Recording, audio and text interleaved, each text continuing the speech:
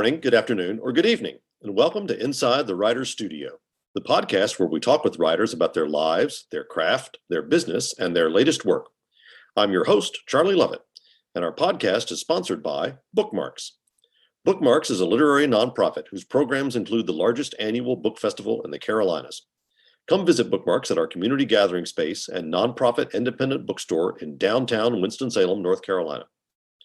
Inside the Writer's Studio is also proud to be an affiliate of Libro FM, the audiobook platform that supports your local independent bookstore. Stay tuned at the end of the podcast for more information on Libro FM and a special offer. My guest today is Elle Cosimano, author of the Finlay Donovan mystery series. Elle, welcome to Inside the Writer's Studio. Thank you for having me. It's exciting to be here. So I read the first book, Finlay Donovan is Killing It, pretty much in a single sitting 2 or 3 days ago. I'm about halfway through the second book. But I'm going to stick to talking to the first book today because we don't want to risk any spoilers.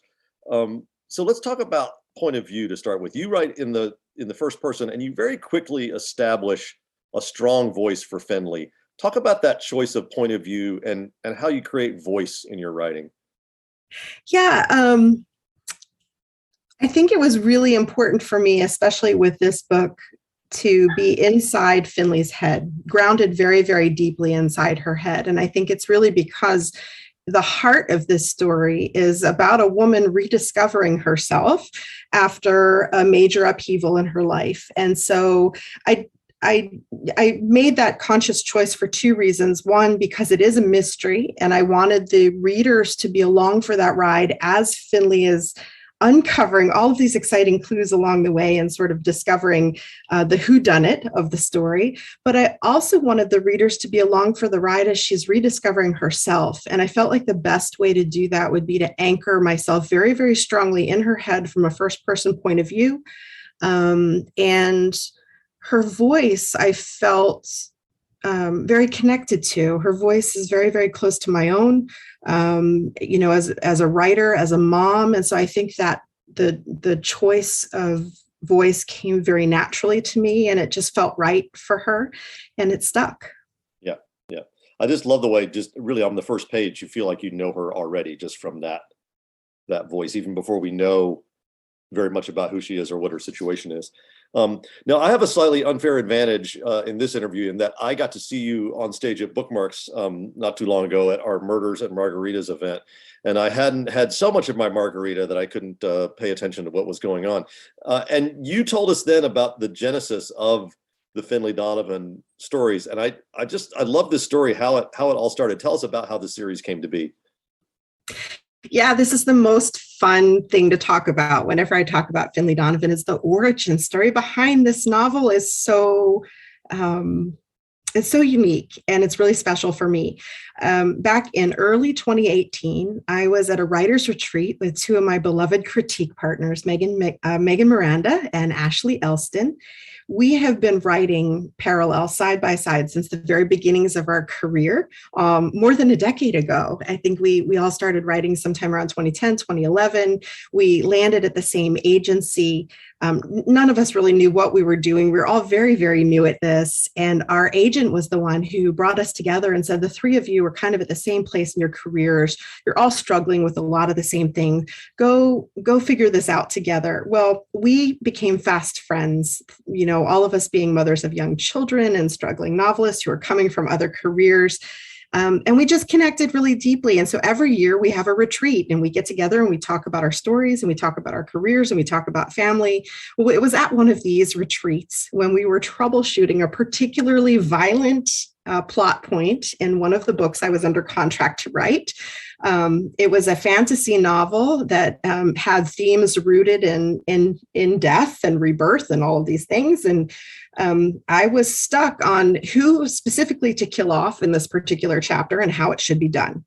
And it was this that we were discussing in a crowded Panera Bread over lunch when it occurred to us that the woman at the table beside us was probably eavesdropping on the conversation and had clearly misconstrued the content of the conversation based on the only context she had, which were questions like what happens to the body, who cleans up the blood, and and so on and so forth. Well, it was she was deeply, deeply uncomfortable and we all laughed about it at the time, but it was later that night that someone posed the question, wouldn't it have been funny if she assumed you were contract killers?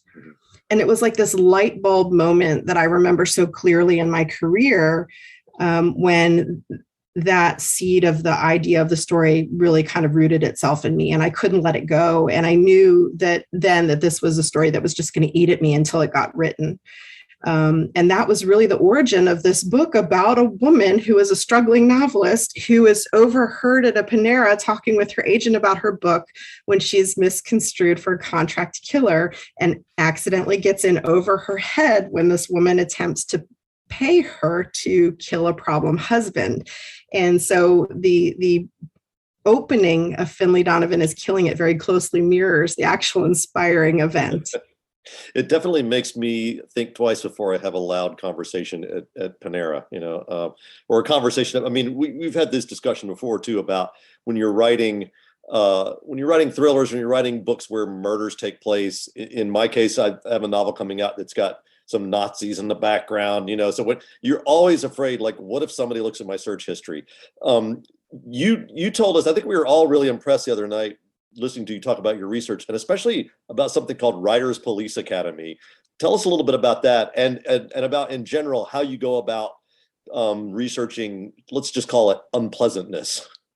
Yeah, so research is one of my favorite parts of what I do. We spend hours upon hours behind a screen alone, and hands-on research is really just joyful for me. It gets me out from behind the screen. It inspires new ideas. It kind of keeps me from working in a bubble. And I want to say it was probably almost 10 years ago, I discovered a program called the Writers Police Academy, and it's held annually. It is the brainchild of a retired police officer who's now an author himself, and he gathers first responders and lawyers and judges and undercover cops and forensic technicians and medical examiners and firefighters and all of these amazing people who come out and teach.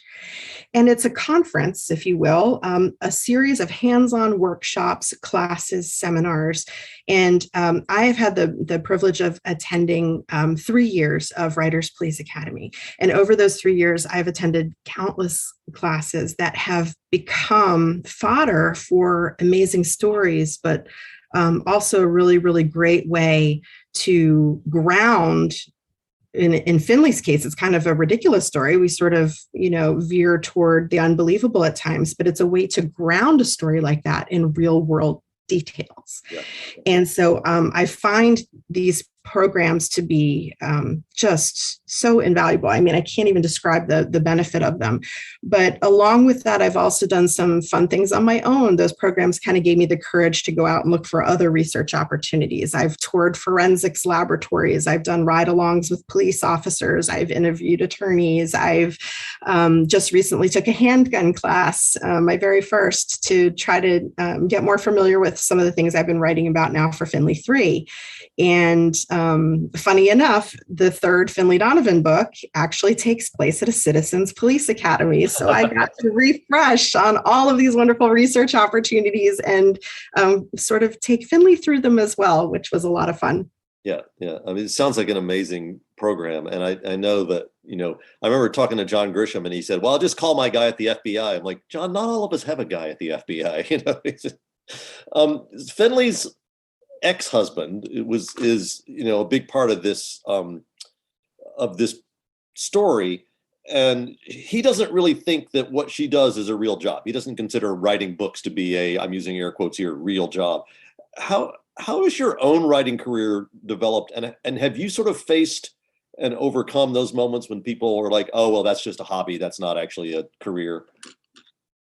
Yeah, I'm very, very fortunate because the people in my closest circles are incredibly supportive. My husband is my biggest cheerleader. We have been together more than 30 years. I could not imagine doing this job without his encouragement, without his willingness to let me take a lot of risks with our family income and pursue a career in writing. And and to support it wholeheartedly. My parents have been my diehard supporters since the beginning. Writing a book was actually my mom's idea. So I'm in a much better position, I think, than Finlay is at the beginning of her story, where she's really feeling unsupported in her career. But I have, and I think to some degree, most creatives have, whether you are in the music industry or you make art or or you write or you paint or you sculpt, whatever it is. I think at some point there has always been someone who's come across our path in life who has suggested that what we do isn't real work. And so, I've had family members ask me, well, when are you going to go back and find a real job? Because I started my career writing books about and for young adults, I've had a lot of people ask me, well, when are you going to write a real book? I think we all have had experience with people who try to qualify and quantify what makes a real job or a real career or a real contribution to family and find our finances and society in general. Everybody has opinions. So I kind of drew from those conversations and tried to imagine what it would be like to be a struggling novelist in a family and in a failed marriage as Finlay is, where she's not getting that kind of support, where people are continuing to question whether or not she's responsible for making the career choice she's made, especially in light of the fact that she has children to raise. Yeah. So let's talk about character arc for a minute, because you mentioned the sort of where she is at the beginning. And I feel like for a character to have a powerful arc, they need to start someplace where both the character and the reader wants them to move on from and move to another place. And Finlay starts in a place of maybe not despair, but things are not going well. Tell us a little bit about the narrative opportunities you create by beginning her story in sort of a low point. Yeah, I think while I'm not what I would call a hardcore plotter per se, like I don't outline my books to a T and know in every chapter what's going to happen next. I generally like to go into the planning of a novel, knowing where my story begins and roughly where it's going to end. And a big part of that is my character. Who is my character at the beginning of the story? And who do I really want and need her to be by the end of it? And then how do I get her there? And in Finlay's case, she's presented, not to give away too much of the story, but she's presented with a very unique opportunity. But in order, this woman at the Panera offers her a large sum of money to make a decision to do something that would be horribly wrong. And in order for that to be a motivator, and in order for that to really, I think, explain kind of where Finlay is in that choice, she really kind of has to be at a point in her life where she's struggling in a whole lot of ways. Obviously, financially was a really, really big one for this, but there has to be kind of a deeper motivation there. And for her, it's her children and the risk of the potential of losing her children. So here she's in a situation where her husband has left her for another woman. He is planning to remarry. They are threatening for custody of the children. Finlay's career is not going well. She's financially destitute. She's not paying her bills, which only gives her ex-husband more motivation to try to pursue this path of trying to get the children. So she's really desperate, not just financially, but deeply emotionally too, at the potential loss that she's facing. And so I kind of needed to pile all that on and put her in this really, really horrid situation, so that when that opportunity presents itself, it's not an easy choice. And it really kind of brings into question, what is she going to do? And what would we all do if we were presented with that same choice? So we sympathize deeply with her, I think, from the get-go. Yeah. So you talked about the way this scene at Panera gave you the idea for this triggering moment, and the way you write the scene in the book. And there's several scenes like this in this book and in the second book as well, where it's sort of the ultimate double entendre, right? You're writing a scene where every word of the conversation, every item that's sort of on screen, every action can be interpreted in two radically different ways, by the people who are involved and one by somebody else who's watching.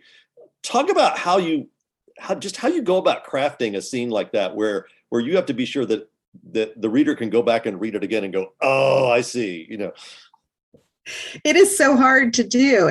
There is a juggling act in there, and a very, very fine line to walk to still make it feel organic and natural, because it could very, very easily slip off into something that just isn't working. But I think really the so much of that kind of scene development is the same sort of overall development that happens when we're writing a mystery. Writing a mystery is almost the same thing. It's a lot of misdirection. Yeah. And so I sort of come at it from the same point of view. I sort of plan ahead, in my own mind, what do I need to reveal in this scene? And whose perspectives are here? Who is privy to what information? And at that point, I kind of just start laying it all out on the page. And then normally what I do is step away from it for a couple of weeks. I actually put it away. So I'm not so close to it that I can't see what is or isn't working. And then after a couple of weeks, I'll come back to it fresh and try to read it from more than one point of view. So if I'm the woman in the Panera who's eavesdropping, what am I hearing? And without knowing anything else, what am I going to take away from that conversation? And then again, from Finlay's point of view and the point of view of her agent, what is it they're trying to accomplish in this situation without giving, obviously too much away to our bystander. So it's a lot of trial and error. It's a lot of revision, and it's kind of coming at it with the same tools I would use for planning the mystery itself. Is what can I, how can I subtly get away with some misdirection here without, while keeping some nuance, while keeping it subtle enough that I am still making this very realistic for the readers who are reading along. Yeah, and I think some readers will have, I just wanted to keep plowing forward because I was having so much fun with the book, but there's going to be some readers who are going to go, I have to go read that scene again and think about it from the other person's point of view, because it's just so well done. It's just a delight. Now, the first thing I knew about your book, before I even knew it was a mystery, is my daughter said, oh, I read this book, it's so funny. And you don't often think in the real world of sort of crime and humor as going hand in hand, but you sort of managed to merge the two fairly seamlessly. Talk about how you introduce humor in the narrative in a natural way, not where it doesn't feel sort of layered on, but it feels organic.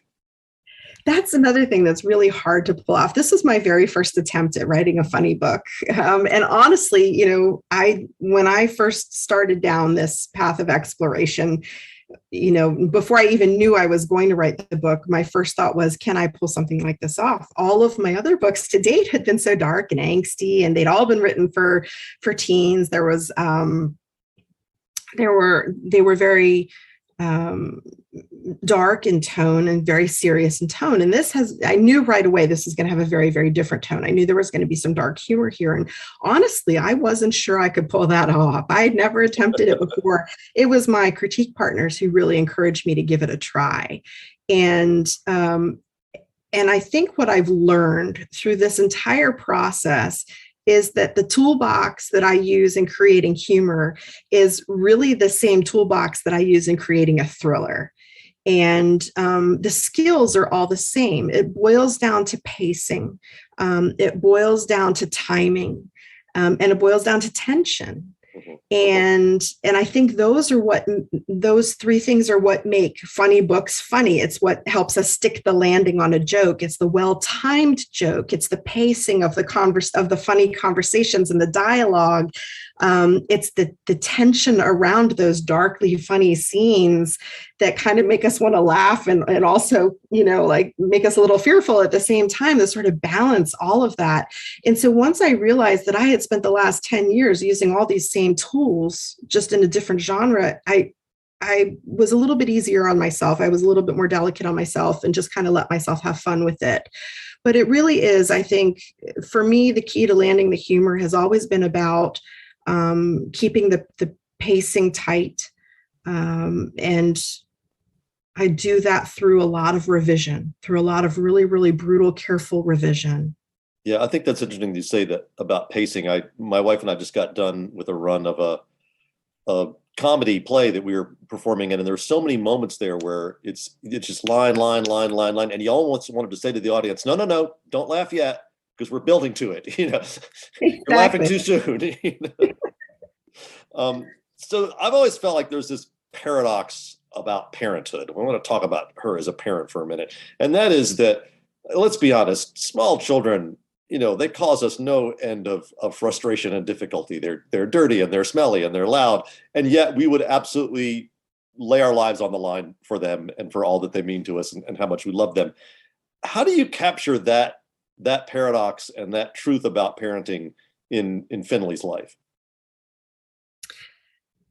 I think for me, it's been about keeping my own experience as a mother very close as I'm writing. Those my kids are, and the grown kids aren't much easier either. I've got an almost 17-year-old and an almost 20-year-old, and they're stressful in their own ways. But for me, as I was writing, it was trying to keep my fingers on the pulse of those raw, messy, painful, frustrating, joyous, beautiful moments of motherhood, and all the experiences and the memories of that, and trying to keep those emotions close as I was imagining myself in Finley's shoes through these experiences, and trying to draw on those,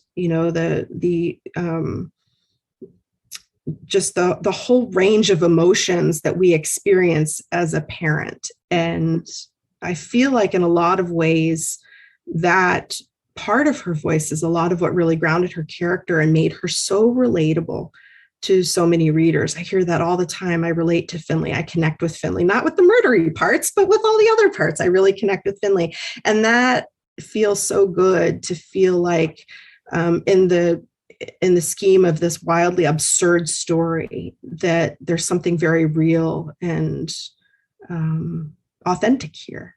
Yeah. Well, I just love the fact that I think there's an honesty about parenthood here where, she adores her kids and would do anything for them, but there are dirty diapers and there is, marker on the wall and all the kinds of things that you deal with. And you just sort of, it feels authentic. You talk about how, so Finlay has this moment where she has an opportunity to make a whole lot of money by becoming a professional assassin, essentially. I love this because my new novel has a professional assassin in it, so I'm just all about that, But she doesn't it doesn't become a binary choice right away, right? She makes these little choices that gradually raise the stakes, where she does, instead of doing something that's really horribly morally wrong, she does something that's just maybe just a tiny bit off center, and then the next thing, and then talk about how you sort of ratchet those stakes up with these little decisions that each one she wouldn't have made without having made the previous one. This was so much fun. This particular element of creating the story, I think, was so much fun. And I'll kind of give you a little backstory here. When I first came up with the idea for Finlay Donovan, I was in my own mind planning and convinced that Finlay was actually going to consciously choose to become a contract killer, that there would be almost a Dexterish sort of component to this anti-hero. She would be a contract killer who also happened to be a mom. And that was the pitch when we went in to publishers with the opening sort of, the first 25-30% of the book that I had drafted. That was sort of the pitch and the premise. And when I started having conversations with my publisher, or who would soon become my publisher at Minotaur, her concern was, she said, I don't know how I feel about this. I feel like we're not going to have a sympathetic character. So we can't have a mom who is also consciously choosing to become a contract killer. So I'm not sure that we can go forward with an offer for the book, because I'm just not feeling good about it. And we had a very frank conversation, kind of batted some ideas around. And I said, well, give me some time to kind of reimagine this story. And she said, well, if you could make it so that she stays on the right side of that moral line, you can get her toes as close as you can to it, but keep her on the right side of that moral line. Let's see what we can do. And that was really when I started re-envisioning this story in a very different way. And what I loved about that was the challenge in writing this character who has so many reasons to cross that line. She's got so many compelling reasons to do it, but she's a good person. And there's, there's the moral draw to stay on the right side of this line. And yet taking her toes close to that line was so much fun. And with every dip of her toe close to that line, it just seemed to pull her closer and closer and closer to crossing it. And it almost happened in a very organic way. Once I kind of got my head around the idea that I was going to try to keep her a hero through this story. And when I was able to rethink things and kind of come at it from a different way, the challenge then became the fun of how hard could I push her? How far could I push her toward that line? And I think that's kind of what you're talking about when we see it ratchet up. Yeah. Your writing has, as a lot of thrillers and mysteries do, and it gives it, I think, sort of a cinematic quality. But you have what I would call set pieces. There are scenes where, an example is we're in a bar and Finlay is sort of juggling the attentions of a bartender with the fact that she's trying to spy on somebody else in the bar and find out what they're up to. My question really is sort of twofold. One is, how do you go about imagining the details of those pieces? And then how do you sort of string them together on a necklace where you have to have this sort of connecting tissue to get from one set piece to the next? The connecting tissue is never there in the first draft. I'll say that. Normally, I'm seeing sort of a rough progression of taking my character through the story, but that fantastic connective tissue that you're talking about, the threads that wind through the story, the necklace, if you will, none of that is pretty or polished or even whole in those often in the first few drafts. So normally I might have some of these fantastic kind of cinematic opportunities where I kind of know where these scenes are taking place and roughly what has to happen, but they're not fully fleshed out until much, much later in my process. And it's usually I'm normally at about the 80% of the draft. 80% of my drafts are normally done before I even have an idea where I'm going with the story, where I know where my themes are, the deeper, more resonant kind of messages that I want to wind through. And at that point, I start going back and revising. And it's not until I've been through this book maybe 3-4 times that I really start to finesse those opportunities to tie together theme and plot and character and mystery and humor until all the magic really starts to happen. And I think, the biggest thing I tell people when they ask me for writing advice is don't be afraid of revision and expect it, because that's really, for me, a lot of what you're describing doesn't happen until much, much later on in the process. It's not a conscious choice at the beginning, it evolves. Yeah. At one point, Finlay asked herself a question, which I think we've all probably asked ourselves at some point in our lives. Some of us probably ask this question every day. I almost feel like you could put this on the cover of the book. And I'm going to quote her exactly. She says, "What the hell is happening and how is this my life?" How do you balance things that are out of the control of the protagonist with things that are in her control? I think that really comes down to having touchstones throughout the story of what is her real life. I try to anchor her in her real life throughout the story. So for every wild and crazy journey that she goes on, or for every sort of zany thing that happens to her, that there's something real grounding it, a diaper that needs to be changed, or a toddler that's run off, or a phone call from her mother, or or a load of laundry that has to be done. There are moments that are kind of interspersed throughout the story. And I think I try to, as often as I can, I hope I do, as often as I can, I try to balance those. Yeah. So like you, Finlay is a writer. We've talked about this a little bit, and it's an interesting challenge to portray a writer in a book, because the act of writing in and of itself is not very dramatic. If you have a scene where it says Finlay sits down and writes, it can get pretty boring pretty quickly. So how do you how do you go about portraying her career in a way that that is compelling? And also, how do you use that career to sort of intersect with the story of what's going on in her life? Yeah, our job as writers really isn't all that glamorous, and certainly not very exciting. I mean, most of the time I'm stationary behind a computer screen in my pajamas, which is not, it's not anything you would expect to base a thriller around. But and I try, because I know that a lot of what I could put on the page would only be relatable to other people within our industry. I try to be very spare with those kinds of descriptions. I try not to overwhelm the reader in the minutia of publishing, but to just touch it once in a while as as I'm going through the book. But I think what really becomes the overall fun part for me too, but there's a lot of fun in kind of poking fun at our industry as I write these scenes, but also it does play a role in Finlay's character and the plot, because she's using her own life experiences and her drafts, her manuscripts, her stories that are her works in progress. She's kind of using those as almost a sounding board in her own mind to try to solve mysteries in her real world that are happening to her. So there's almost a meta element that happens as her own stories are starting to take the shape of the stories that she's experiencing. And that becomes sort of a dangerous, tense component in the story as well. Yeah, I mean, I think there definitely is a meta element, and sometimes you lay that right out on the page. There's a line that I loved where she says, "If this had been a novel, this moment would be a turning point." How do you talk about sort of including those meta moments? And do you use that as a signpost for your readers, or is it just part of the humor? I mean, I love those moments, but what do they mean to you?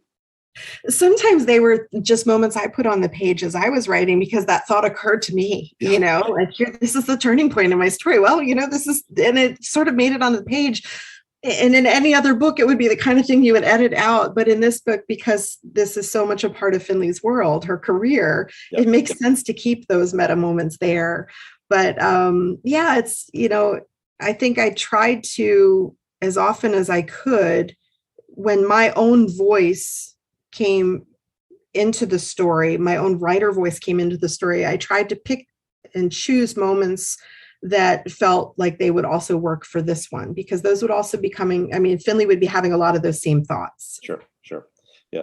You talked about, using her career as a backdrop, using her ex-husband as a backdrop. These are all things that are sort of putting pressure on Finlay. She's got the pressure from her ex-husband about who's going to have the kids. She got pressure coming from her agent about you got a manuscript due. And then there's some other kinds of pressure that come in that are a little more subtle. And I want to talk about her sister for a minute. You choose to make her sister a law enforcement officer, which, when you're flirting with that line of murder, as you said, can be a little awkward. Tell us a little bit about her relationship with Georgia, why you wanted Georgia to be a cop, and sort of what you feel like it adds dramatically to the story. Yeah, I mean, I love her relationship with Georgia. I have a lot of fun with writing the two of them and seeing together as a hoot. They have a really special and unique relationship. The choice to make Georgia a cop was a conscious choice. It was another way to turn the screw, to apply more pressure. If you have a family member that you're very, very close to, that you're used to sharing everything with, and suddenly you're embroiled in something that you can't share with this person, then that creates a whole nother level of tension. And I loved watching the two of them, Georgia unknowingly, but I loved watching Finlay sort of navigate that shift in their relationship. It was really kind of fun to work their sisterhood onto the page. Yeah. One question I try to ask myself a lot when I'm writing a thriller or a mystery, but especially with a thriller, is I'm in a situation, I've got my character in a situation, what can go wrong? What's the worst thing that could happen to them? And then let's have that happen. Do you find that sort of question to be a useful tool for kind of creating danger and conflict? Oh, most definitely. I mean, as far as I'm concerned, that's my job is to make things as difficult for my protagonist as I can. Right. And that doesn't always happen in the first draft. Sometimes, normally it happens if I'm going through the writing and I'm bored, I'm losing interest, I'm rereading passages and where I feel like not enough is happening. That's usually where I try to reevaluate and say, where did I miss a turn here? There was an opportunity here that was missed. How do I go back and find it?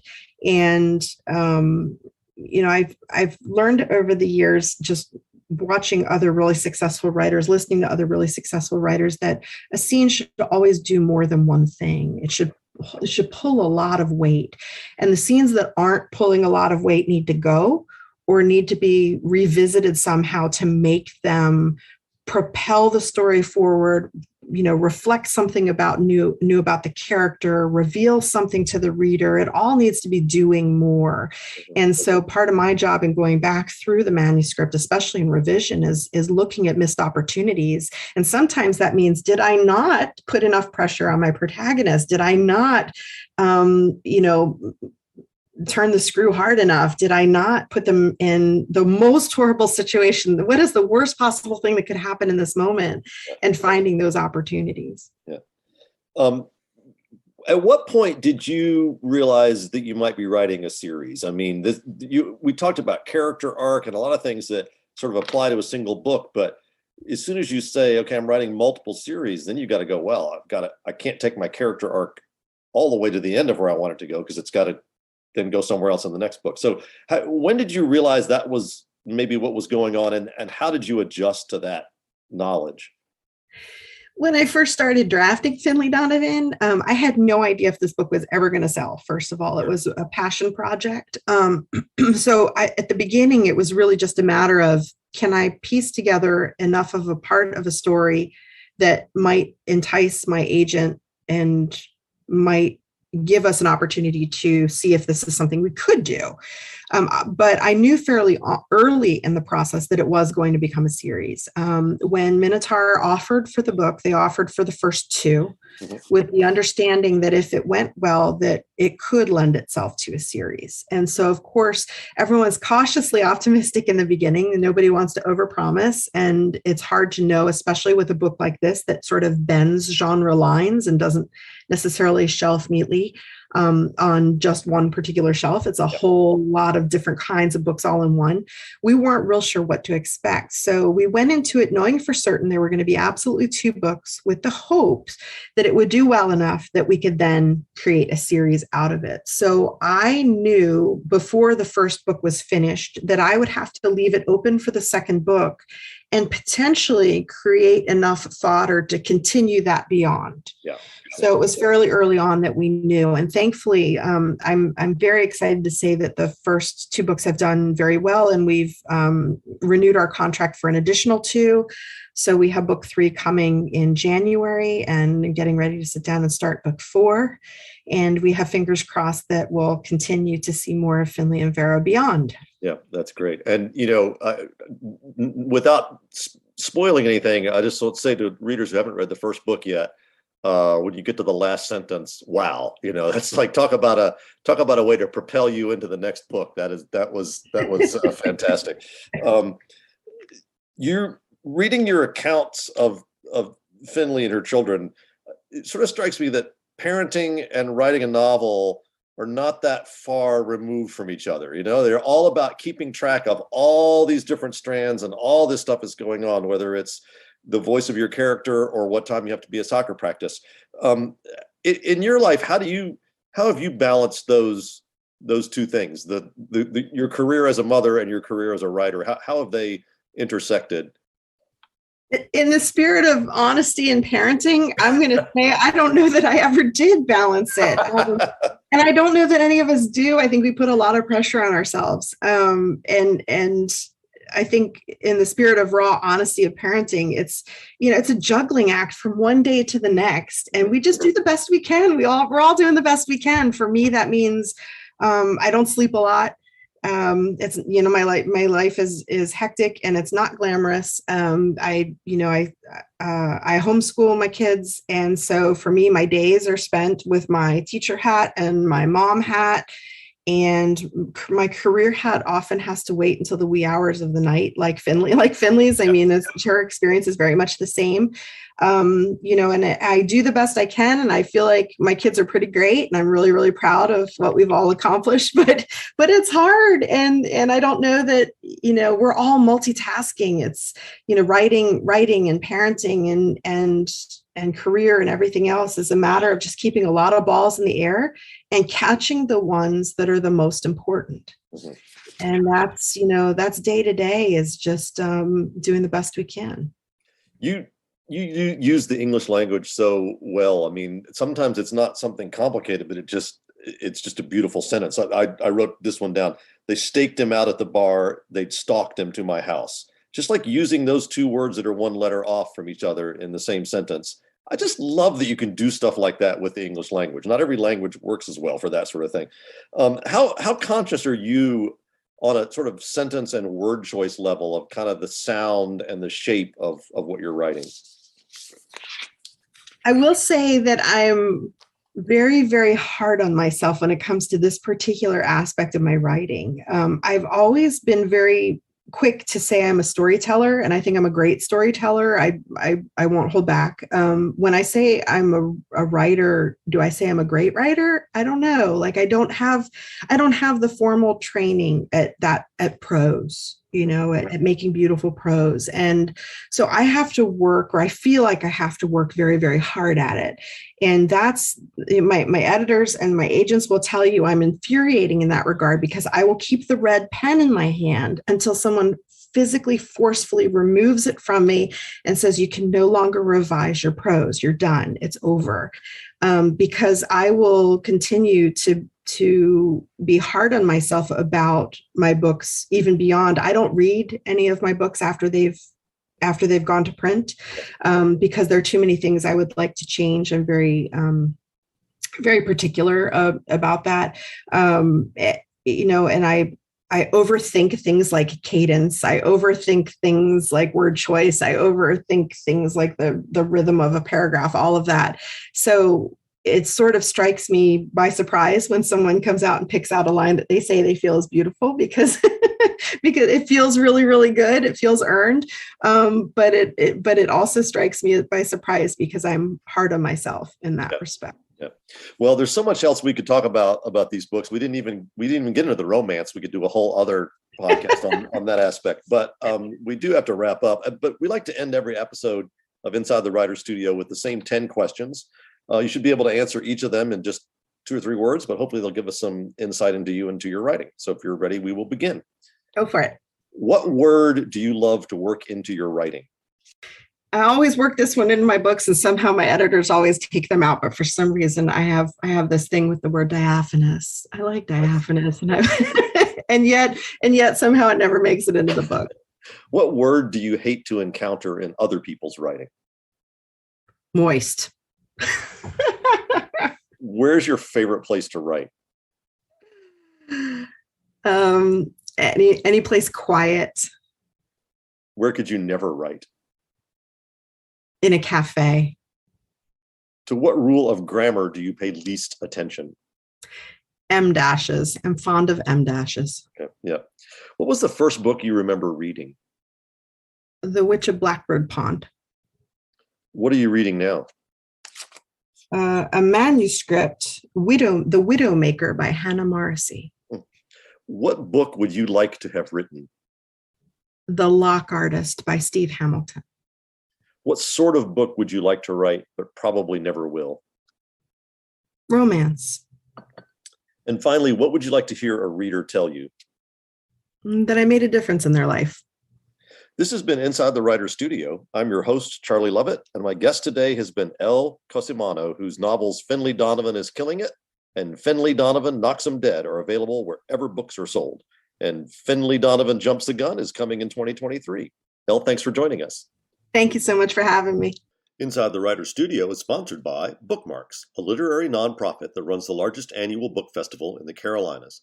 and operates a community gathering place and nonprofit independent bookstore in downtown Winston-Salem, North Carolina. To find out more about Bookmarks and all its programs, visit www.bookmarksnc.org. Inside the Writer's Studio is proud to be affiliated with Libro FM. Unlike other audiobook platforms, Libro FM supports your local independent bookstore. Whether you buy a single book or, like me, a monthly subscription, you can link your account to your local store or to Bookmarks to support literary community. For a special 2-for-1 offer, go to libro.fm and use the discount code WRITERS. If you've enjoyed Inside the Writer's Studio, please consider leaving a rating or review online at Apple Podcasts or wherever you get your podcasts. Inside the Writer's Studio posts new episodes on the 1st and 15th of every month. On our next episode, I'll be talking to Pulitzer Prize winner Geraldine Brooks about her new novel, Horse. Until then, thanks for listening, and may you read with wonder and write with passion.